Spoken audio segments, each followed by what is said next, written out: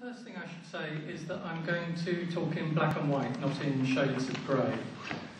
So your natural reaction to several of the things that I'm going to say would be that it's an oversimplification of complex arguments. But I'm going to do that for two reasons. One, because it's easier to get through the ideas in 20 minutes in black and white than it is in shades of grey. But two, because I want to provoke people in the room to the greatest extent that I can manage. If I haven't managed to get you to disagree with me to some extent at the end of 20 minutes, then I haven't done what I'm setting out to do. So let me just start with the ideas. Rory said a bit about the journey that we've travelled, and I'm assuming that the purpose of this event is not to debate the basic ideas. That's a process that we tried to go through 2 years ago, and which we did in Dublin with the help of Ivan and colleagues at the wheel. And since then, we've amassed a body of evidence from Ireland and from the various parts of the UK that seems to us to validate the basic propositions.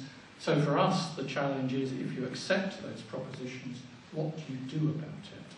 How do you shift from an interesting intellectual debate to the trickier question of making some impact on the issues? So rather than go through the ideas, let me just illustrate the ideas in about as sophisticated a way as I think they need to be illustrated. Because what we have to say comes down to those two triangles. Practically everything we do, practically everything that has happened in the UK, and I think to a considerable extent in Ireland, exists in this model. Power, resources, authority exist up here. It's fed in various ways down here, and our idea of progressive policy is some degree of engagement for communities and citizens down here. That's what passes for a cutting-edge public policy discussion, allowing communities, families, individuals into the dialogue about how public services are delivered. It's a model in which the state, those in authority, give permission to the citizen and to communities to participate in a process essentially owned and controlled by the state. The easiest way of defining the ideas of the enabling state is to turn that triangle on its head and say that from the perspective of citizens, families and communities, they own their lives. They do not need anybody's permission to inhabit their lives. And we overstate the degree to which we have authority and their consent to enter their lives. And that a model in which we started with the assumption that authority over the improvement of our society rested with the members of our society and was supported by the state, leads you to some fundamentally different behaviours and assumptions about what works.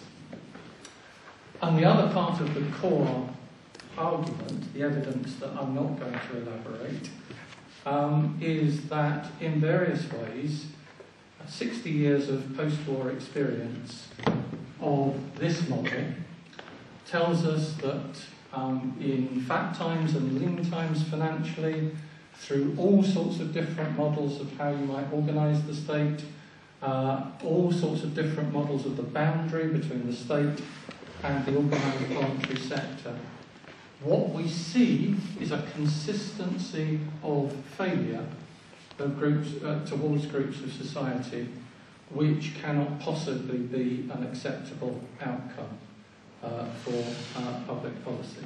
So the basic proposition is that Model A has had long enough after 60 years to demonstrate that it can do the job, and the evidence that it can't do important parts of the job is overwhelming, and therefore we need to ask ourselves not whether we should flip completely Model A into Model B, but whether we should learn to differentiate between what Model A does well and what Model B would do better.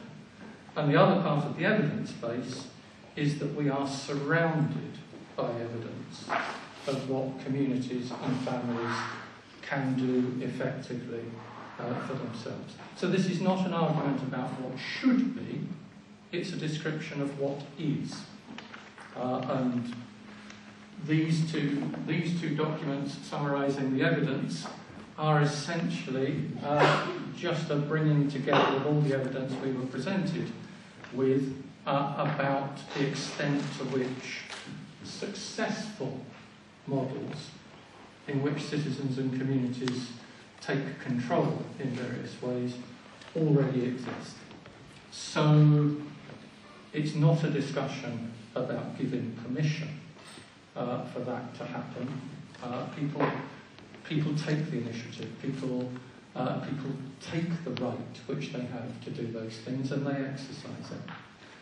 So for us, the crucial and difficult bit of the discussion is how you move that from a series of disconnected, spontaneous events to something which is scalable in societies, and how you accelerate the societal goods that approach delivers in those areas where it's better suited to delivering results than the more conventional model of top-down delivery of services.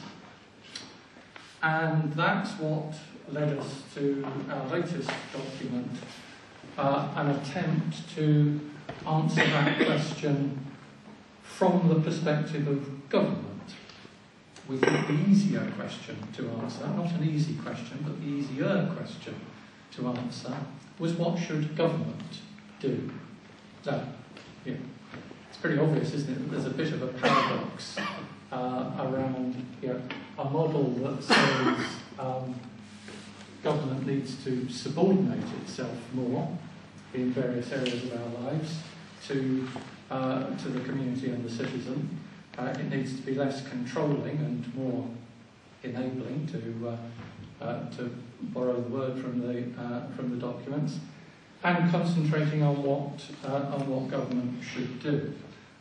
So the 8 steps that we've described for government are variations on a Bob Dylan line. Springs to the mind. Get out of the way if you can't lend a hand. Those are the 2 choices, we argue, for government. Get out of the way, or find ways of lending a hand. But crucially, find non-controlling ways of lending a hand. Ways that are designed to increase the capacity of communities, families and individuals to take control of their own lives, and which constitute interventions made for the purpose of withdrawing. So we've had our stab at that, and part of our perspective on today's discussion is an opportunity to move to what seems to us the more difficult question of what would you do on the community side of the equation to address the question of scalability. Because it's often not any part of the motivation of people working at a community level to extend what they do beyond the boundaries of their own community. I don't mean that as a critical point, it seems to me entirely natural. But in my experience of community-led organisations, the question, how can we spread this to other places, is a long way down the list of priorities. Naturally, the key question is, how can we make it work here in our community? And even when it's successful, the question, how do we transfer this elsewhere, is not necessarily an important consideration for those in that community, and why should it be? So the tricky question for us is, if your success is predicated on respecting the diversity of our society, if your success is predicated on the fact that communities and small organising groups are the key to success, how can you come to terms with the question of scaling that model, if you think that what we need is something other than the continuation of the rate of spontaneous occurrence of successful things that we already see? Now, some people move naturally to the proposition that the voluntary sector is the obvious answer to that question. And here's where I have a go at upsetting anybody in the room that I haven't upset already, because it seems to me that there are two challenges there, not challenges that can't be overcome, but real challenges. One is that, and this is perhaps more true of the UK than, as Rory was saying, of the Irish experience. The voluntary sector in the UK has increasingly chosen to position itself as an alternative agent of delivery to the state within Model A. So no fundamental change in the model of the way in which power and authority are exercised, just a different delivery mechanism. And I would argue that the voluntary sector has sacrificed some of its unique strengths in that process. That there's a hidden price to be paid for defining oneself as an agent of the state, and that it potentially diminishes the level of trust and inherent authority that the voluntary sector has with communities and with individuals and families in marginalised sections of society. The other challenge is around the degree to which we respect the voice of communities, families and individuals. Advocacy can be a very important function in this dynamic, but advocacy very easily slips over into substituting the voice of the organisation itself for the voice of those that it's claimed to speak for. And that's natural and understandable. One of the reasons government likes voluntary organisations is that they compress an inconvenient diversity of views into a manageable uniformity of view. They make it easier to have the dialogue because the dialogue is a simplified one. But the risk, of course, is that the gap between the articulation of the views of communities and that diversity eats away at the trust of communities in voluntary and representative organisations, and that and that people come to feel that some of the degree of connection, of identity, that's often part of the initial strength of organisations in the voluntary sector is being diluted in the process of advocacy rather than strengthened. Now, I don't intend either of those to be blanket judgments about the voluntary and community sector. I just say that from experience, it seems to me that I've observed different organisations scattered along the spectrum of risk that I've described. There are some voluntary organisations, and I'm talking about Scotland here, so hopefully that's safe in this room, that seem to me to have just about destroyed any legitimate claim to be differentiated from the state that they might once have had. And there are others that remain so closely connected to those that they speak for that they have successfully avoided the risks that I describe.